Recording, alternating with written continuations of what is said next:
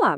Hoje o nosso papo é sobre um dos organismos mais fascinantes e, ao mesmo tempo, um tanto assustadores da natureza, a família Taenidea.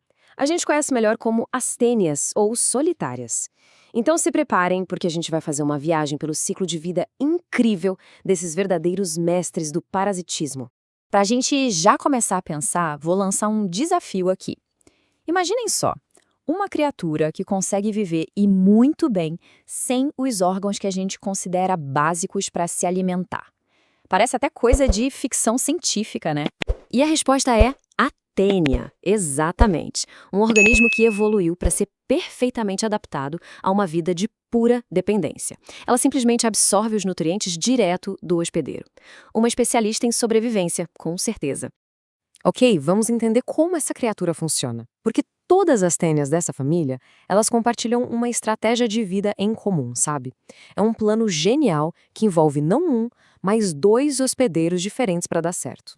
E o plano é mais ou menos assim. Primeiro, um hospedeiro, que a gente chama de definitivo, libera os ovos do parasita nas fezes. Aí vem um segundo hospedeiro, o intermediário, e sem querer ingere esses ovos. Lá dentro dele, as larvas nascem, viajam pelo corpo e formam cistos.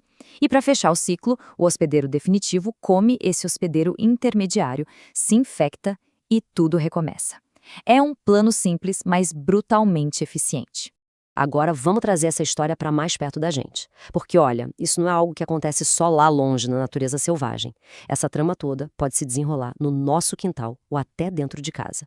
Pois é, os nossos bichinhos de estimação, cães e gatos, também podem ser os hospedeiros definitivos para várias espécies de tênias. Geralmente, o ciclo envolve a caça, sabe? Quando eles caçam pequenos animais, como coelhos ou roedores, que são os hospedeiros intermediários. E quando a gente fala do gênero tênia, o tamanho é uma coisa de louco. Essas tênias adultas podem chegar a ter centenas de centímetros de comprimento. Imagina só, tudo isso dentro do intestino de um cachorro. Mas, e aqui é que fica muito interessante, nem todas são gigantes. Pega o gênero Echinococcus, por exemplo. Ele também é encontrado em cães, mas os adultos são minúsculos, coisa de milímetros. Esse contraste todo mostra como essa família de parasitas é incrivelmente diversa. Tá, agora a conversa fica um pouco mais séria porque a gente vai focar nas espécies que afetam diretamente nós, seres humanos. Sim, a gente também faz parte desse ciclo complexo e como hospedeiros definitivos para duas espécies bem importantes. E aqui estão elas, a Taenia saginata, que é a famosa tênia da carne de boi, e a Taenia solium, a da carne de porco. O ciclo é bem parecido nos dois casos. O gado ou os porcos são os hospedeiros intermediários e nós, humanos, acabamos sendo os definitivos. Então, o ponto crucial aqui é o seguinte: a infecção padrão acontece quando alguém come carne crua ou mal passada que tem esses cistos com as larvas. Aí, lá no intestino humano, a larva se liberta, se fixa e cresce até virar uma tênia adulta, fechando o ciclo de vida dela. Só que a história da tênia do porco tem um lado B, uma reviravolta bem perigosa, na verdade. Existe uma situação em que o ciclo normal dá errado, e aí o nosso papel nessa história muda completamente. E para pior. E é aqui que a gente precisa prestar muita atenção. O normal é a pessoa comer o cisto que está na carne, certo?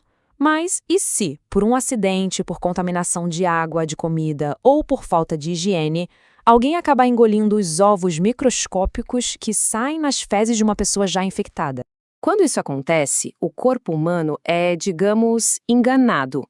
O parasita pensa que está dentro de um porco. E aí as larvas nascem, caem na nossa corrente sanguínea e se espalham pelo corpo, procurando um lugar para formar os cistos. O nome dessa condição, bem mais grave, é cisticercose. E aqui o perigo é muito real. Esses cistos podem se alojar em qualquer lugar.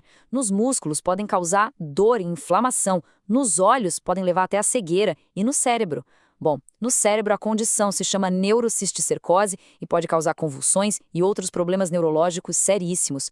Bom, depois de ouvir tudo isso, a pergunta que não quer calar é: como a gente se protege? Como quebramos esse ciclo? A boa notícia é que, felizmente, as soluções para isso estão totalmente ao nosso alcance.